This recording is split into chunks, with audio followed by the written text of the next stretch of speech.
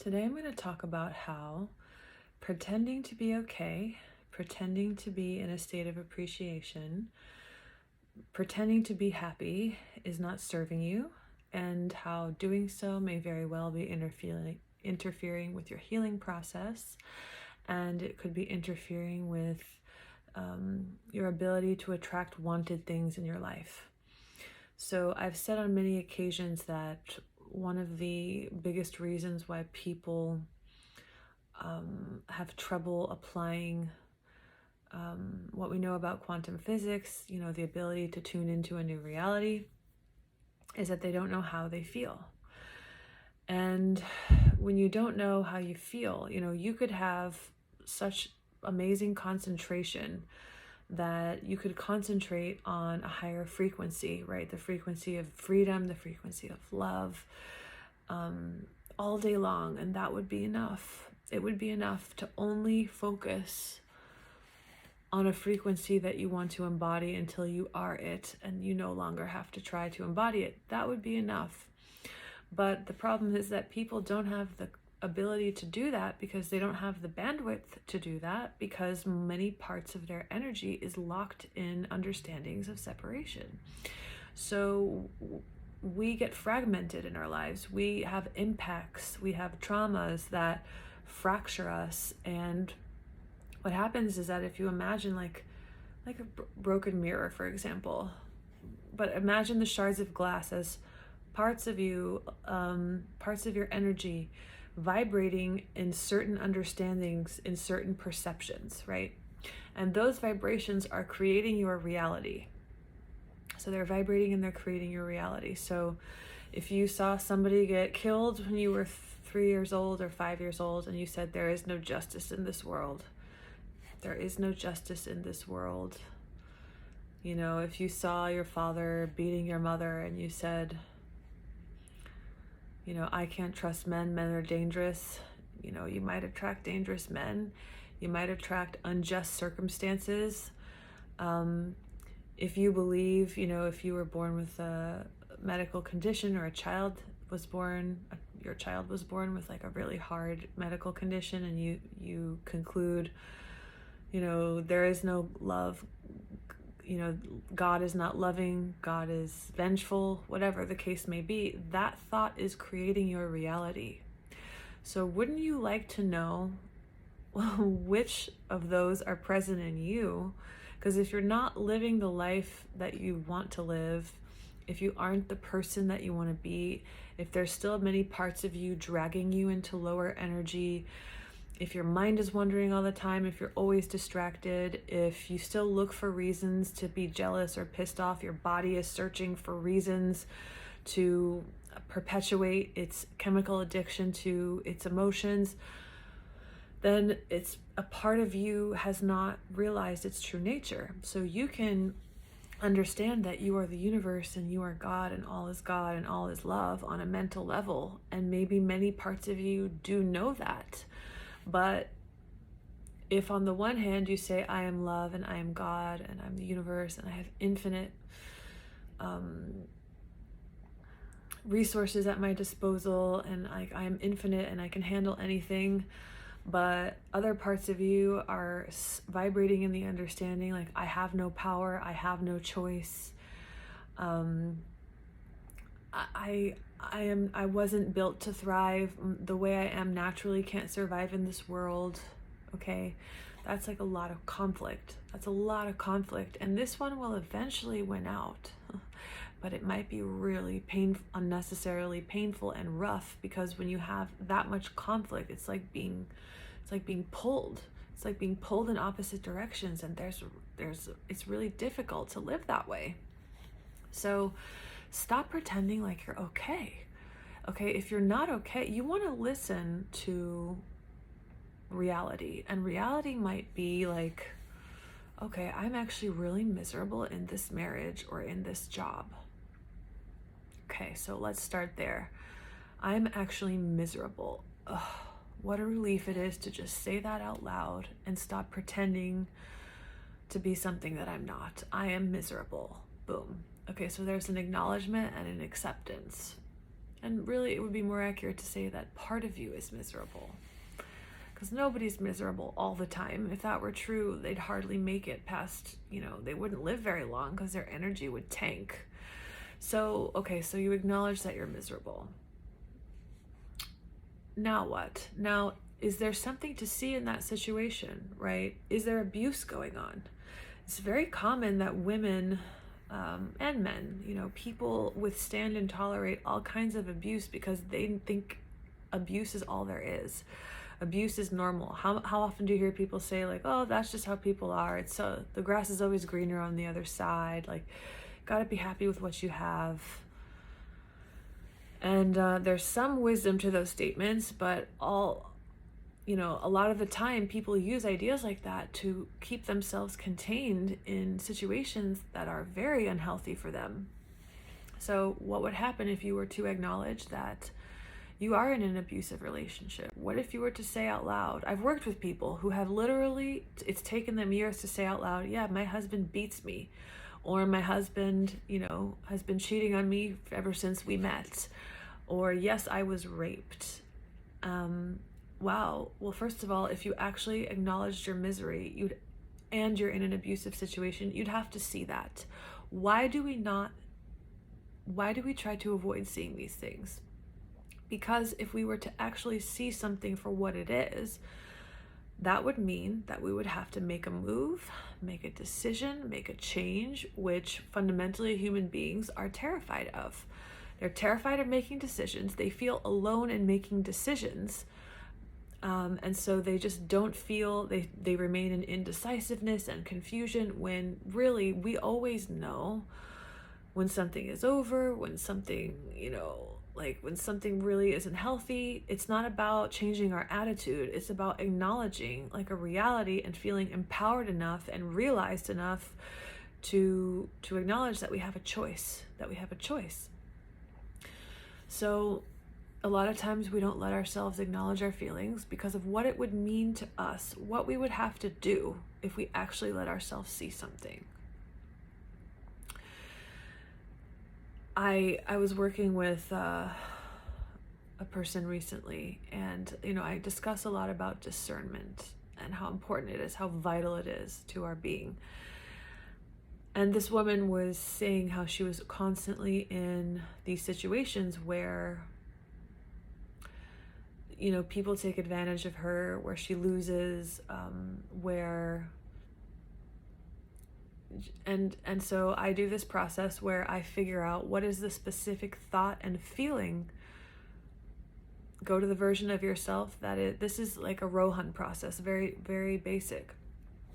Go to the last time you were feeling this way, that you always lose, okay? And she brought up that version of herself, looked into their eyes. How is that woman feeling, and what is she thinking? And the thought was, I am subamoebic, because even animals have instincts and I have none. I have no instincts. That's why I always lose. That's why I always get in trouble. I can't trust my intuition. And it was like, wow, that was strong, right? But see, that's the vibration, that's the understanding that part of her is stuck in that. And so in her conscious state, she says, God loves me. I'm so blessed. I appreciate everything. But the truth is, she has this perception of herself like, I'm not even an animal. I'm worse than an animal because I have no instincts. And so we found that, right?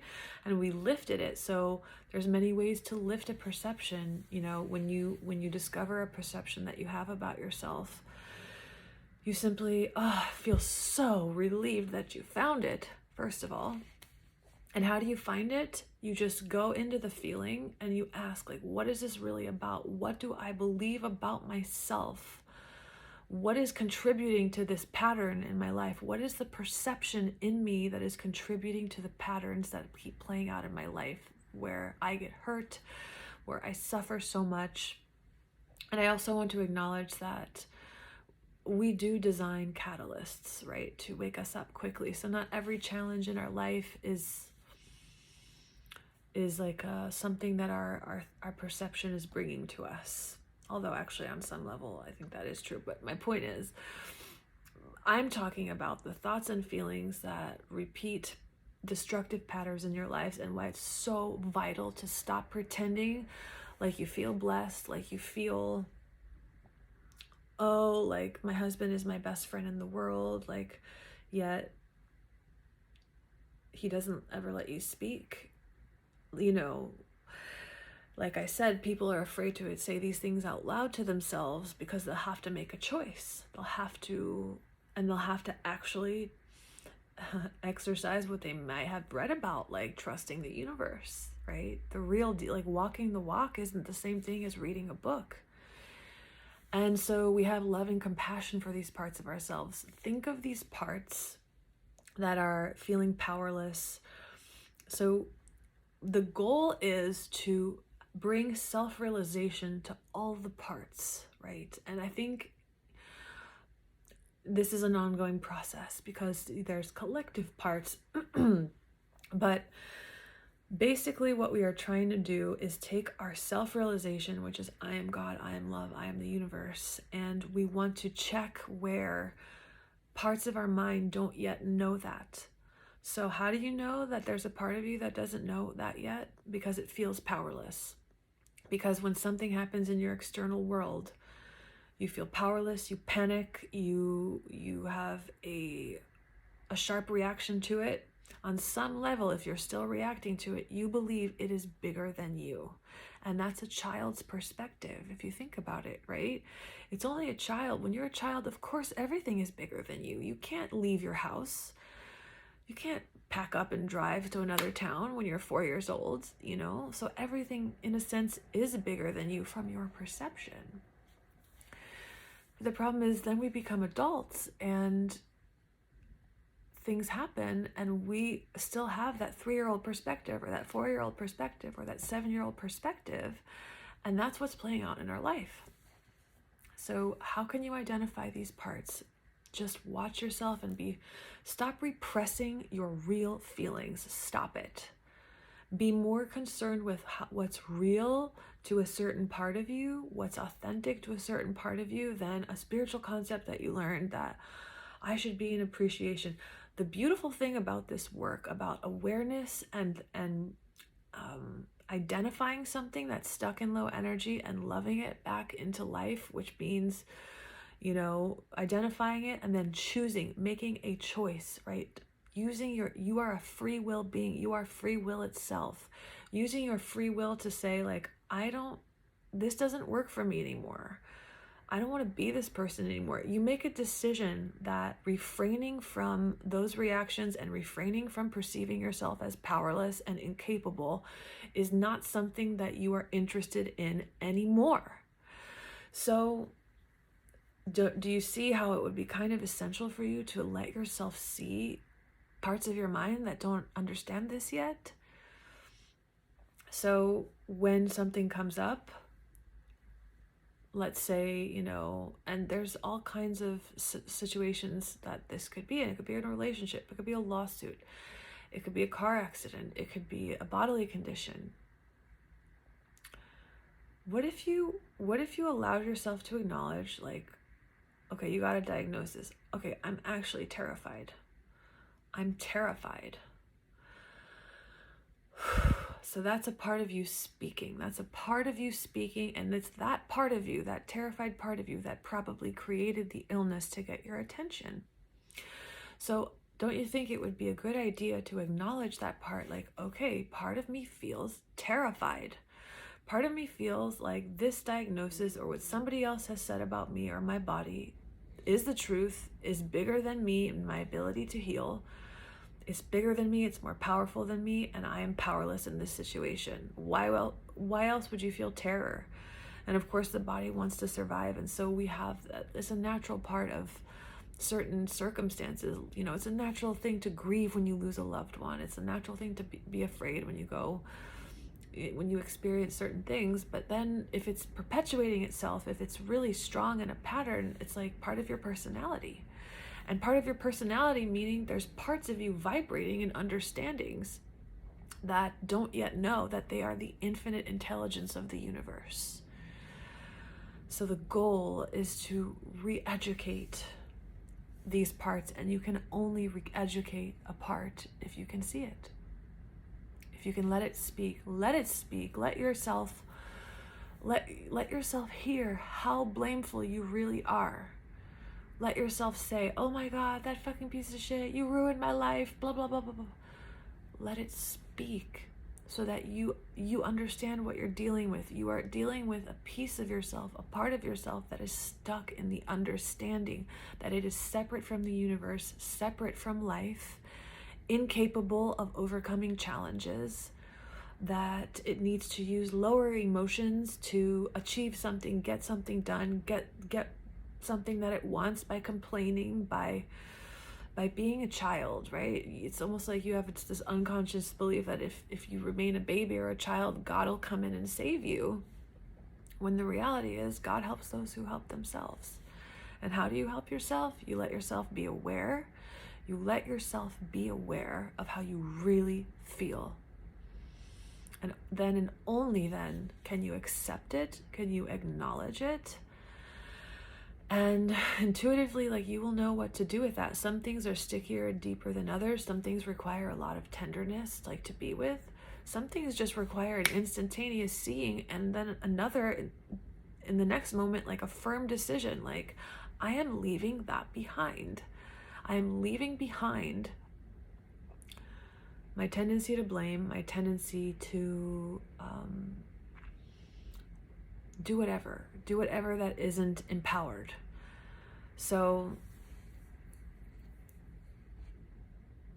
when you remember, when you do this process, when you let yourself be aware, and when you re-educate yourself, when you say, okay, I see that this is operating in me, this is vibrating in me, but this is not who I want to be, right? In quantum physics, what you withdraw your attention from is no longer part of reality, but you can't truly withdraw your attention from it until you acknowledge it. Unless, like I said, you have the bandwidth and the concentration to simply focus on what you want, which most people don't. Instead, they try to be good, and they try to be spiritual, and they try to pretend like they don't have these things vibrating in their existence. People who believe that God is a vengeful God, or that there is no justice in this world, or that many people believe it or not, that they are evil. Many people believe that the body is evil. This is spiritual and religious conditioning that's interwoven in the fabric of our consciousness. If you don't see that, right, how would that show up? How would I think my body is evil? Well, trying to control it incessantly. Some people fast all the time, and fasting has its benefits, right? I'm not saying that any particular action is good or bad, but the energy that it's coming from is what counts. Like, do you not trust your body's ability to heal? So you take 1,000 supplements, or you push your body around with exercise, or you feel ashamed of your sexuality. Like, your belief that you and your body are evil is showing up, is echoing itself in a certain way. It's important to acknowledge this. So long story short, okay, the message for today is stop pretending that you're okay. That in and of itself will just free so much energy. It takes so much energy to pretend. It takes so much energy to be something that you're not. And I'm not saying that what you really are is all these lower energies, but I'm saying parts of you really are stuck there, and they're asking for your help. Like, help me.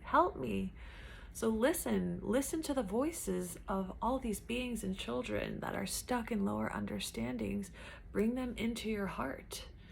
And in that moment, remember, no, I am the universe. And so what's the miracle about this? I am the universe. I am capable of anything. I am capable of directing energy.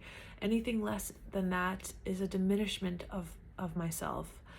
And what's so cool is that you don't have to try to think positive thoughts, because it's only those energies stuck in low understandings, in understanding of separation, that are having resistant thoughts. Only a powerless energy, only a part of you that believes it's powerless would have blameful or resentful or defensive conversations in your head. And so when you find the energies and you raise them into a new understanding in the moment, You don't have to try to think positive thoughts. Positive thoughts just occur to you because everything that was preventing your peace has been raised. And so now you can just be in the moment and acknowledge, like, it is a beautiful day. I love my family. Like, life is good. This food is delicious. Like, oh my God, like in that peaceful state where you're not being torn to pieces, relaxed thoughts just occur to you. So I brought this one in really strong because, you know, it's essential that you know where you are, that where parts of you are, in order to bring them into a higher state. That's what I found anyway. Maybe there's other ways, but yeah, I hope this message resonates with somebody out there. And I hope you have a beautiful day.